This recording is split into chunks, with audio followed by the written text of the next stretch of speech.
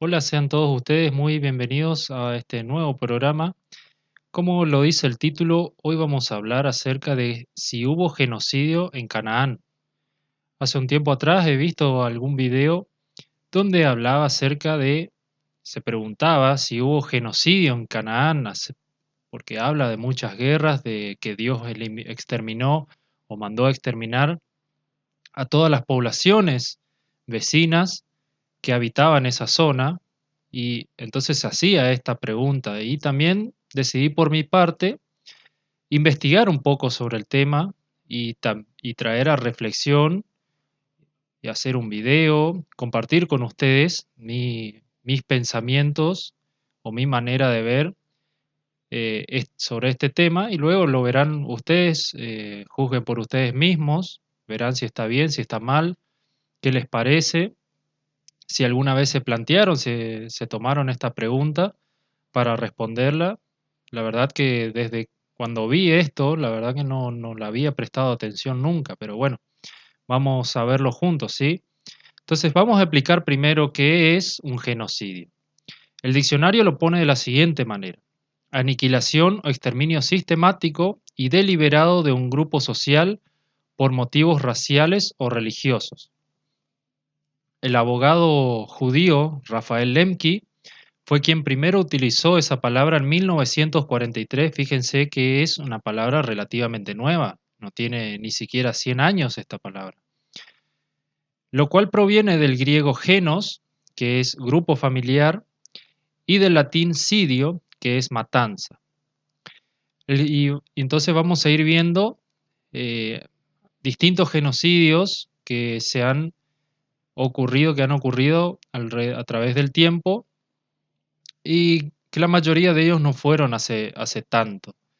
Y luego lo compararemos con la Biblia. Entonces, vamos a comenzar con uno que es relativamente desconocido, que es el genocidio armenio, llevado a cabo entre 1915 y 1923. Este se llevó a más de 1 millón de víctimas, aunque se cree que las cifras pueden ser superiores. Fue perpetrada por Turquía en el marco de la Primera Guerra Mundial. Aprovechando que el mundo estaba mirando hacia otro lado, los turcos iniciaron esta limpieza étnica. Muchos países aún niegan la existencia de un genocidio armenio. Argentina la reconoció recién en 1987, cuando gobernaba Raúl Alfonsín. Una película que retrata este hecho histórico es La Promesa, del año 2016, protagonizada, entre otros, por Christian Bale. Es una excelente película, pero como toda película, algunos hechos fueron cambiados o exagerados. Y hasta donde sé, el siguiente caso no se lo ha catalogado como genocidio. Pero después de escucharla, juzguen por ustedes mismos, ¿sí? Vamos a hablar sobre la carretera de los huesos en Rusia, también conocida como autopista de Kolimá o M56. Su construcción comenzó en la época estalinista de la Unión Soviética, desde 1932 hasta 1956. La ruta de poco más de 2.000 kilómetros de distancia fue construida por presos de toda índole. La mayoría conocemos la historia de cómo eran las prisiones rusas de la época de Stalin. Verdaderas sentencias de muerte, ¿sí? En la zona la temperatura puede llegar a los 50 grados bajo cero, donde los ríos se congelan en invierno y hace posible pasar por zonas que en verano no se puede, sino con ferry, ya que muchas zonas de ellas no cuentan con puentes. La mayoría de los puentes están destruidos incluso hoy en día, y hay ríos no muy anchos que solo pueden pasar los monstruosos camiones rusos preparados para climas extremos. Se llama carretera de los huesos o autopista de los huesos justamente por encontrarse los huesos de prisioneros muertos, de aquellos prisioneros muertos que participaron de su construcción. Se identificaron entre 250.000 y 1 millón de personas. La mayoría de ellos caían congelados y eran enterrados ahí mismo, al costado de la carretera, ¿sí? O de la ruta. Creo que no se la cataloga como genocidio por no haber sido asesinados, sino que murieron a causa del trabajo en condiciones extremas, y por ser lo más probable presos políticos del régimen ruso y que ha cambiado bastante poco en el último siglo. Ellos no tenían problemas en inventarle causas a sus detractores, incluso de perseguirlo hasta otros países, como fue el caso de León Trotsky, ¿no? Que desertó a México y fue asesinado posteriormente. En la actualidad, otro preso político del régimen de Putin es Alexei Navalny, puesto en prisión hace ya varios meses, pero bueno, eso es otro tema, algo más, más actual. Y bueno, volviendo al tema, luego tenemos el Holocausto judío, ya muy conocido por todos, ¿sí? Que fue entre 1941 y 1945. En el marco de la Primera Guerra Mundial, los nazis exterminaron a más de 6 millones de judíos, utilizando diversas formas como ejecuciones masivas en cámara de gas, campos de concentración donde morían de hambre, trabajos forzados o simplemente les disparaban. Había muchísimas formas de exterminarlos diferentes maneras que fueron exterminados y vimos, hay películas, libros, programas de televisión, radiales, documentales, lo que se les ocurra, se ha escrito acerca del Holocausto judío, que incluso hay personas que aún hoy, con toda la documentación, con todos los registros, testimonios y demás, hay personas que aún niegan que hubo un holocausto, es decir, esas personas están totalmente trastornadas por haber avalar algo como esto. Y bien, los nazis odiaban a los judíos no solamente por su raza, sino por haberse apropiado de muchas industrias, dejando en la miseria en muchos casos a los alemanes. Todos saben que los judíos son expertos en los negocios, así que los nazis se levantaron contra todos ellos, ricos, pobres, ancianos, jóvenes, niños, los que se les crucen. Y como dije, libros y películas ponen en conocimiento de esto, que hay cientos, si no miles, ¿sí? Y todavía se van a seguir escribiendo muchos más. En 1975 ocurrió lo que se conoce como el genocidio camboyano, donde los Jemeres Rojos mataron a más de 2 millones de vietnamitas, musulmanes y chinos.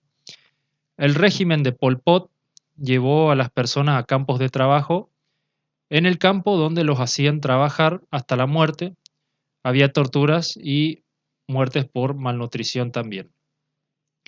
Los Jemeres Rojos quisieron implantar las mismas técnicas que Mao Zedong en la China de entre 1958 y 1961, llamado el Gran Salto Adelante, donde también ocurrieron millones de muertes, y es sorprendente que esto tampoco sea catalogado como un genocidio, ya que tiene todos los condimentos. Y aún hoy no se sabe a ciencia cierta cuántas personas murieron, aunque se estima que entre 15 millones y 55 millones. Y si no lo sabemos hoy, ya no lo sabremos nunca, más aún con lo reservado que son los chinos en cuestiones secretas que los comprometan. Luego ya, uno de los últimos es en 1944, y en tan solo 3 meses ocurrió el genocidio de Ruanda, donde los Hutus, quienes eran los agricultores, se levantaron en contra de los Tutsis, que estos eran los ganaderos y eran los de clase social más alta. Las potencias occidentales miraron con brazos cruzados cuando morían más de 1 millón de ruandeses, la mayoría de ellos tutsis. Esta historia fue retratada en la película Hotel Ruanda, una de las mejores películas que vi, y curiosamente fue dirigida por el mismo director de La Promesa que le había relatado acerca del genocidio armenio, así que ninguna de las dos tiene pérdida, ¿sí? Luego tenemos en 1995 la masacre de Srebrenica, en el marco de la Guerra de los Balcanes, entre croatas, serbios y bosnios, eliminando a unas 8.000 personas más o menos, en su mayoría hombres musulmanes, y aún hoy existe tensión entre estos pueblos.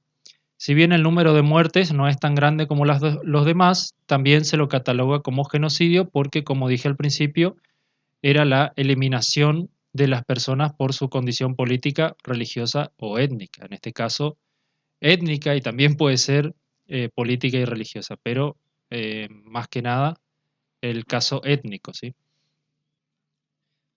Bien, luego de este repaso histórico, si se quiere, vamos a analizar aquellos pasajes donde se nos habla acerca de masacre o genocidio en la Biblia. Desde hace un tiempo escuché que Dios mandó a asesinar a personas, pero al mismo tiempo uno de sus mandamientos es no matarás. Pero vamos a ver que no es tan así como lo ven las personas que están en contra de las escrituras, sino que Dios tenía una muy buena razón para hacerlo.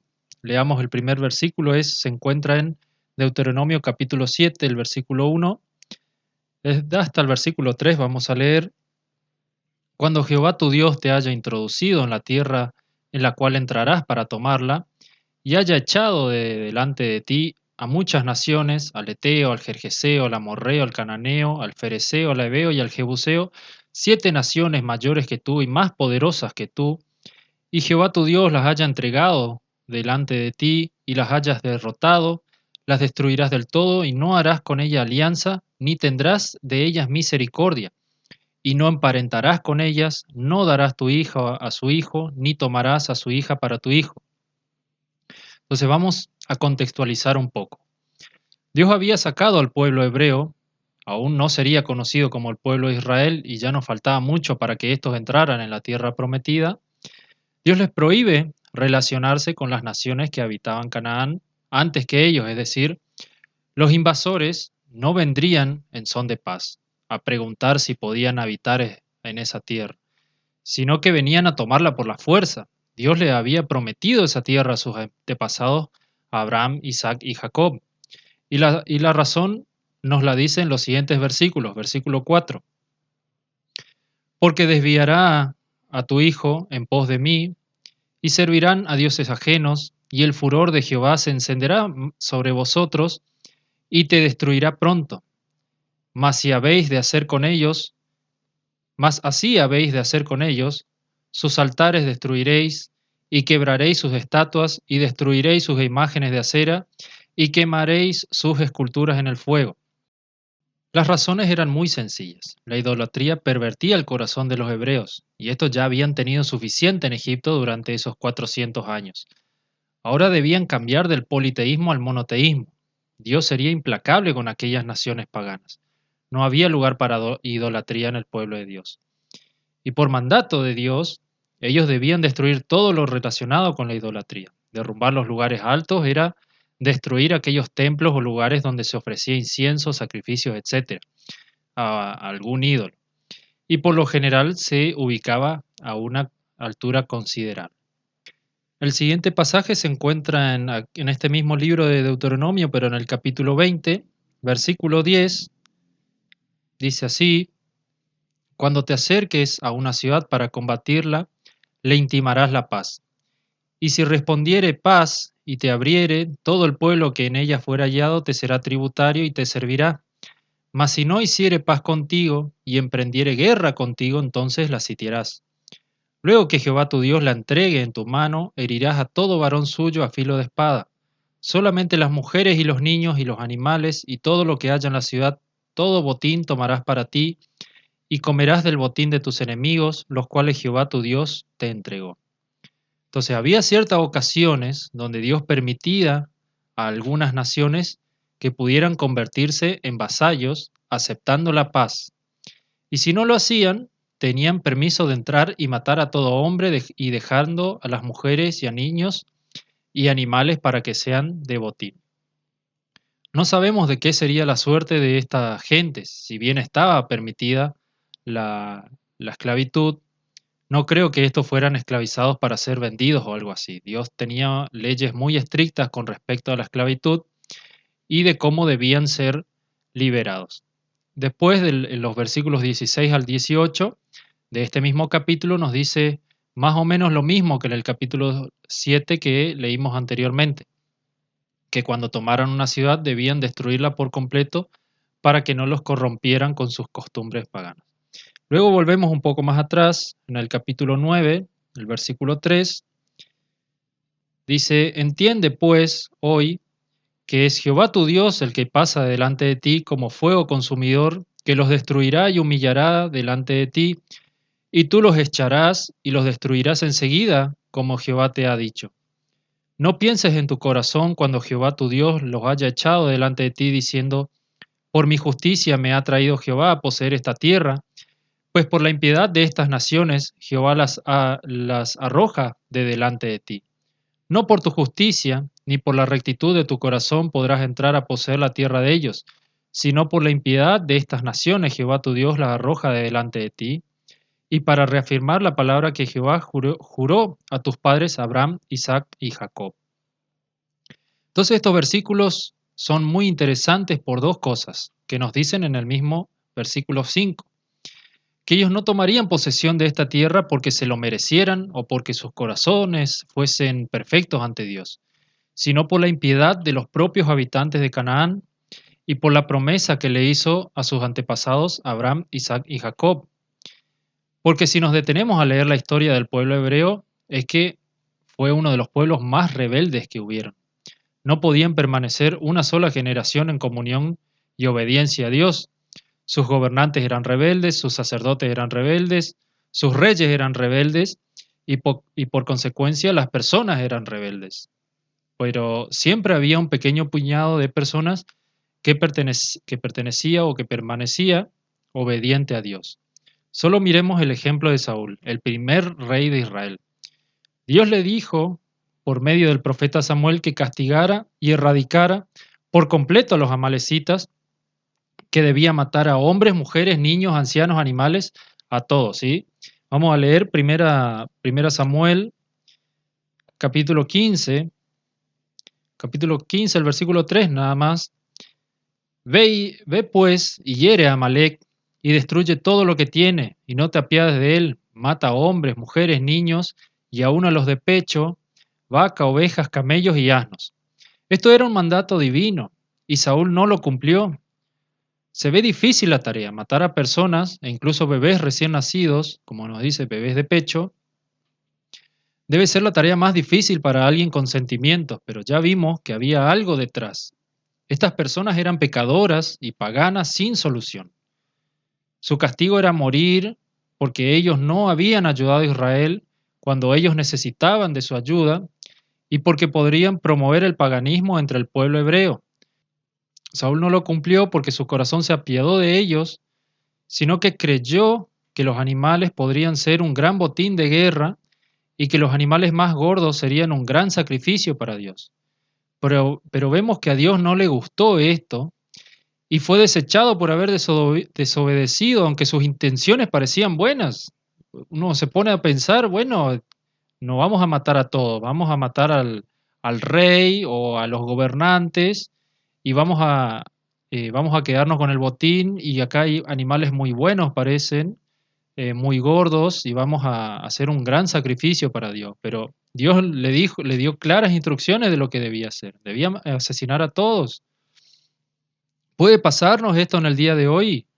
Y yo creo que sí, porque tal vez no de la forma en que le pasó a Saúl, que Dios le informó que sería desechado el reino. Pero fijémonos lo que el Señor Jesús le dijo a sus discípulos en Mateo 7, capítulo, capítulo 7, el versículo 21. No todo el que me dice Señor, Señor entrará en el reino de los cielos, sino el que hace la voluntad de mi Padre que está en los cielos. Muchos me dirán en aquel día, Señor, Señor, no profetizamos en tu nombre y en tu nombre echamos fuera demonios y en tu nombre hicimos muchos milagros. Y entonces les declararé, nunca os conocí, apartados de mí, hacedores de maldad. A veces creemos que estar haciendo la obra de la manera en que Dios quiere que hiciera o quiera que la hagamos, o al menos eso creemos nosotros. Como ya he dicho en otras ocasiones, el hombre puede mentirse a sí mismo y creerse que lo que está haciendo es algo bueno o que está bien. Por ejemplo, enseñar acerca del Evangelio de la prosperidad y creer que lo que en realidad Dios quiere es que vivamos más cómodamente en esta tierra, que tengamos mucho dinero, 3 autos, 2 casas, pero sabemos de sobra que el principal de los males es el amor al dinero y tener muchas cosas materiales nos hace apartar la vista de Dios y de la sangre de Jesús. Bueno, entonces vamos a volver nuevamente al Antiguo Testamento, nuevamente al libro de Deuteronomio, capítulo 18, el versículo 9 en adelante. Cuando entres a la tierra que Jehová tu Dios te da, no aprenderás a hacer según las abominaciones de aquellas naciones. No sea hallado en ti quien haga pasar a su hijo o a su hija por el fuego, ni quien practique adivinación, ni agorero, ni sortílego, ni hechicero, ni encantador, ni adivino, ni mago, ni quien consulte a los muertos, porque es abominación para con Jehová cualquiera que hace estas cosas, y por estas abominaciones Jehová tu Dios echa estas naciones de delante de ti. Las naciones de Canaán eran conocidas por practicar todas estas aberraciones que nos menciona aquí. Estos pecados aún se practican en todas las naciones, incluso en nuestro país, la Argentina. El año pasado hice un video sobre la tarotista Jimena Latorre que vaticinaba un año espectacular para Argentina para el 2020, pero ya sabemos que fue un año desastroso. Por desgracia, hay personas que creen que estos charlatanes pueden ver el futuro y caen en sus trampas. Los últimos versículos que les quiero leer nos muestran el amor de Dios por su pueblo que en ese entonces. Él le dijo que enviaría ayudas para echar a los habitantes de Canaán fuera de la tierra prometida y que cuidaría de ellos de ese modo. Leamos Éxodo capítulo 23, versículo 28 en adelante, dice: enviaré delante de ti la avispa, que eche fuera al Ebeo, al Cananeo y al Eteo de delante de ti. No los echaré de delante de ti en un año, para que no quede la tierra desierta y se aumenten contra ti las fieras del campo. Poco a poco las echaré delante de ti hasta que te multipliques y tomes posesión de la tierra.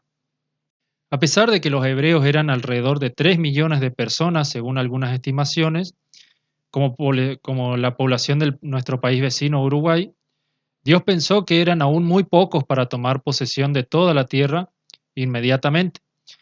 Y si solo quedaban ellos, habría muchos animales salvajes que podrían matarlos.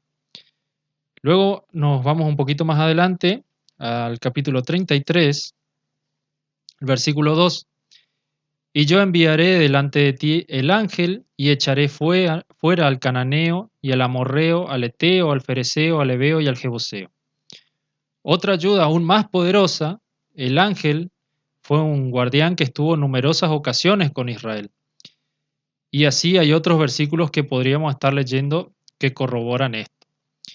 También se discutió en los últimos tiempos de que si los colonizadores cuando llegaron a América debieron matar a todos los pueblos indígenas, que los jesuitas en vez de tratar de evangelizarlos, de convertirlos a nuestro Señor, debieron exterminarlos y no tendríamos problemas como los que tenemos hoy con los mapuches en el sur o los grupos pro minorías que están pisando fuerte en Estados Unidos y en Canadá, perdón, o sea, acerca del indigenismo, ¿sí?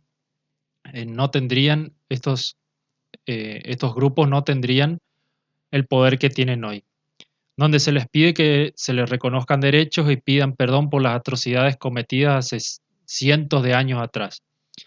No estoy muy seguro de que Dios estuviera a favor de esto, porque no hubo un mandato divino que expresara que mandara eliminar a los indígenas como sí lo fue en el Antiguo Testamento. Ya en el Nuevo Testamento, Jesús nos manda a evangelizar a toda criatura. Las cosas han cambiado radicalmente de un pacto al otro. Entonces, para cerrar, para responder esta pregunta, ¿hubo genocidio en Canaán? Según los estándares actuales podría catalogarse que sí lo hubo. Sin embargo, cuando lo comparamos con el estándar bíblico, tendríamos que decir que no, porque fue un mandato expreso de parte de Dios contra poblaciones paganas que lo único que hicieron, como finalmente se cumplió, fue que corrompían al pueblo de Israel, llevándole tras dioses ajenos, ofreciendo sacrificios a los ídolos de Canaán, sacrificios al dios Moloc, que estos sacrificaban a sus hijos, edificando lugares altos para ofrecer incienso y llenando de panteones de otras deidades paganas, corrompiendo así todo lo que Dios le había prohibido al pueblo. Y así también el propio Salomón, que con su semejante inteligencia o su sabiduría, también las mujeres inclinaron su corazón, dejando a Dios de lado y construyendo baluartes y demás para a los dioses paganos. Así que esta es mi postura acerca de que si hubo genocidio en Canaán o de que si los colonizadores cuando llegaron debieron exterminar a las poblaciones indígenas o no. Así que, por mi parte, no creo que hubo genocidio en Canaán y que tampoco los colonizadores debieron exterminar a todos los indígenas. Como dije, si lo hubiesen hecho no tendríamos estos problemas que estamos teniendo. Pero, por otro lado, no hubo un mandato divino que mandara a exterminar a los indígenas, a los pobladores originarios. Así que espero le haya parecido interesante. Si me quieren responder, si piensan distinto y me quieren responder, estos son nuestros canales de comunicación. Muchas gracias y hasta la próxima.